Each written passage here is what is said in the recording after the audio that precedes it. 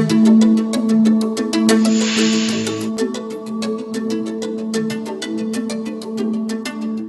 in Amsterdam, she comes from Tunis. She's an assistant professor at the University of Amsterdam in gender studies. And she has a company that is doing feminine capital and goddess dancing. Can't wait! The floor is yours. Warm applause. I'm always inspired by my childhood. Not that my childhood was very flourishing and wonderful, rather the opposite, but this is what forged me the most to do the things that I'm doing today. I decided, but to escape that patriarchal oppression, I created a kind of fantasy, imagined community in my brain to be able to cope with the daily violence, oppression, and all these things. So, and in my imagined community, I remember I created a whole army, and this army would help me to be free. My army was composed of hundreds of women and few men. And in my army, I also had a Cleopatra, and I had the Queen of Saba, and I had Alisa of Carthago, I had Hannibal, I had Marilyn Monroe with John Kennedy also. I liked Marilyn Monroe. I thought she should belong to my army as well. I grew up little by little. My army grew up. It became from hundreds to thousands, but I was still not free.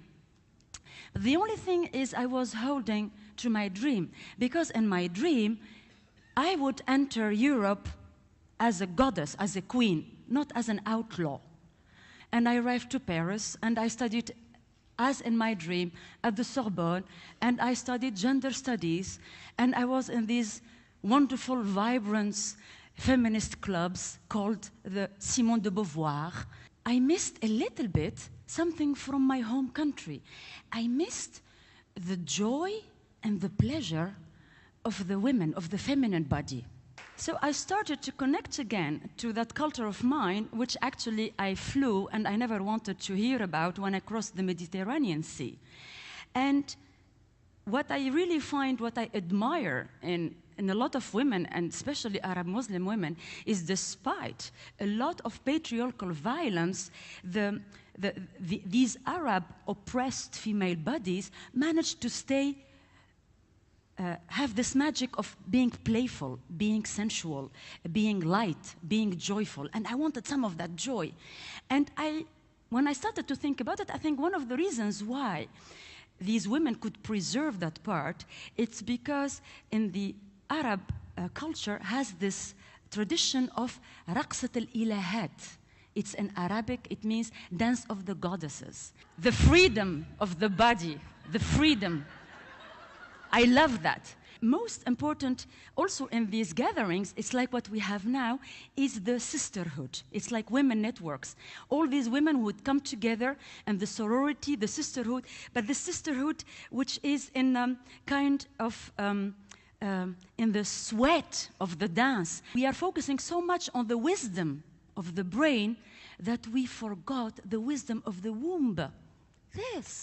This is the source. And in that new dream, I would like that we reach, and also today with Win, an alignment between the wisdom of the brain with the wisdom of the womb, to create a line and then to remember this area of the body. More.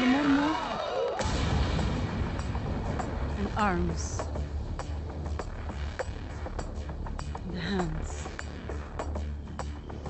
Very sensual. This is what the world needs more. The world needs more feminine grace, feminine beauty, feminine softness. More.